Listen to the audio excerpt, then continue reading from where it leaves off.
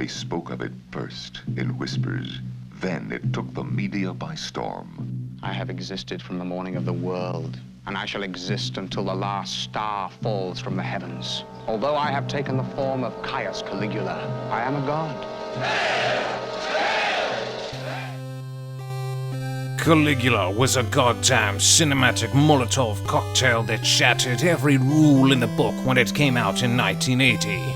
Its production was a freak show fueled by the clashing egos of the director Tinto Brass, screenwriter Gore Vidal, and producer Bob Guccione in a brawl fit for a Colosseum. In the end, Guccione strong-armed his way into the editing room, leaving Brass unable to realize his epic, and Vidal ditching the project after numerous rewrites. The sets were massive, and the costumes were lavish. The vast scope of the story required an army of extras, some of which were penthouse pets, if you are watching the theatrical Guccione cut. His edit featured uninhibited carnal indulgence that would make Tracy Lords raise an eyebrow. Critics howled about the depravity, audiences choked on their popcorn, and moral guardians frothed at the mouth like a rabid dog. Caligula was a once-in-a-lifetime film. It combined old Hollywood epic filmmaking with Shakespearean thespians, alongside 1970s sexploitation and ultra-violence. The cut that most of the world knew was not the intended film Brass sent out to make.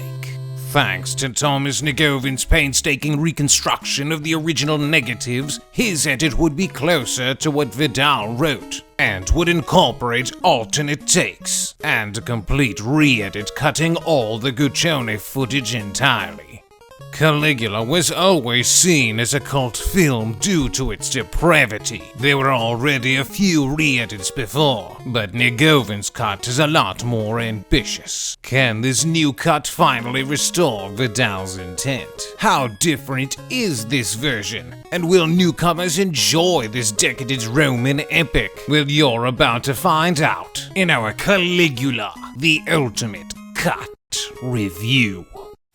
In the year of our Lord, 12 AD, Tiberius Caesar, Peter O'Toole, is rotten with venereal diseases and enjoying himself too much with his little minnows in his Capri sideshow of nymphos and freaks. His time as emperor has made him unbearably cynical and drunk. That might just be Peter O'Toole's actual drunkenness coming through in his performance. Tiberius doesn't have much time left before his STDs completely devour him.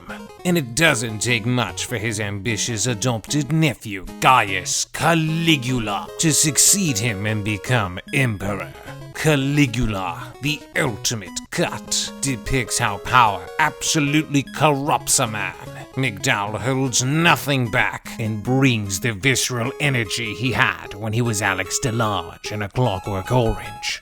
The story follows Caligula and his savage 4-year reign. While not all aspects of the film are historically accurate, it gives the highly entertaining depiction of what it might have been like. Caligula surrounds himself with his trusted confidants, including his sister Drusilla, Teresa Ann Savoy, with whom he has an incestuous relationship, the scheming Longinus, John Steiner, and Caesonia, Helen Mirren, aka the most promiscuous woman in Rome. As Caligula descends into madness, his actions become increasingly destructive. Those perceived as threats are executed with a gruesome invention. A 3-story tall Baroque lawnmower built for decapitation. The emperor grows increasingly resentful of the rigid system that surrounds him, a system blindly followed by all. Wielding absolute power, Caligula finds himself in an existential nightmare. Numbed by his authority, he fills the void with fearsome acts of cruelty and depravity. The greatest contribution to the Ultimate Cut is how it reinforces the film's greatest strength. And of course, that's the acting. Malcolm McDowell is fearless as Caligula, and it might be his magnum opus performance. He throws himself into the character, and the deranged state of mind with the manic despair simmering beneath is gripping to witness. Most of the characters get a lot more screen time to further flesh out their roles thanks to the increased runtime.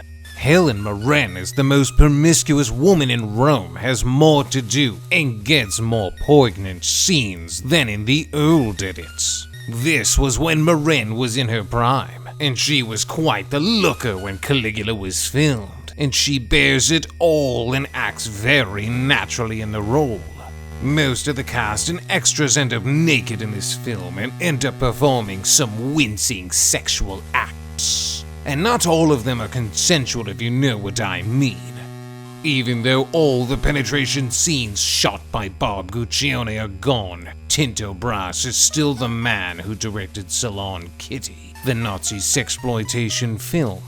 There are scenes in Caligula that Pier Paolo Pasolini would get murdered for. One particular scene involves Caligula turning a Praetorian soldier into a hand puppet, and it is as degrading as it sounds. Even the background extras perform lewd acts, and the film's leads carry on like professionals. In some instances, it becomes hilarious. McDowell, O'Toole, and Sir John Gielgud are delivering dramatic performances, while there's a guy juggling dildos, and lesbians are on a sex swing set in the background.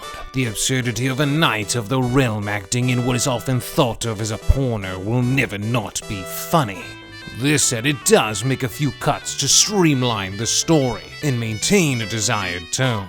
The scenes depicting Proculus's death are gone, and some of the conversations on the ship were replaced with other scenes. While I do lament some of the jokes being excised, the ultimate cut is overall a net positive for pacing and tone.